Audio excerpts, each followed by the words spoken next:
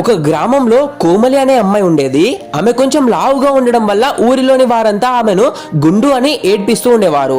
అది మాత్రమే కాకుండా ఆమె అమాయకత్వాన్ని ఆసరగా చేసుకొని అందరూ తన పనులన్నీ ఆమెతో చేయించుకునేవారు. ఒకసారి కోమలి 4 బకెట్ల నిండా నీళ్లు నింపి ఒక కర్రకు తగిలించుకొని చాలా సునాయాసంగా మోసుకెళ్తుంది. ఆమె శారీరక బలాన్ని చూసి ఊరి జనం అందరూ ఆశ్చర్యపోయారు.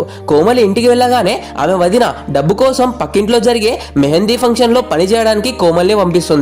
అక్కడ నలుగురు చేయాల్సిన పనిని కోమలి ఒక్కతే చేసేలా చేస్తారు. అక్కడ ఉన్న అమ్మాయిలందరూ కోమలి రూపాన్ని చూసి వెక్కరిస్తూ హేళన చేస్తారు.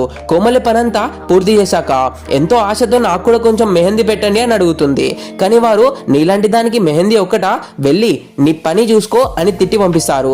కోమలి ఏం మాట్లాడకుండా అక్కడ నుండి వచ్చేస్తుంది. తర్వాత కోమలి వదన ఒక పంతుల దగ్గరికి వెళ్ళి కోమలికి ఏదైనా సంబంధం చూడమని అడుగుతుంది. అప్పుడు ఆ పంతులు అందరి ముందు ఇలాంటి లావుపాటి అమ్మాయికి పెళ్లి చేయాలంటే పెళ్లి కొడుక్కి భారీ కట్నం ఇవ్వాలి కదా అని ఎగతాళిగా మాట్లాడతాడు. ఇంతసేపు ఓపికగా ఉన్న కోమలికి ఆ మాటలతో కోపం వస్తుంది. ఇంత నీచంగా మాట్లాడే మీ ద్వారా నాకు పెళ్లి సంబంధం అవసరం లేదు అని తెగేసి చెప్తుంది.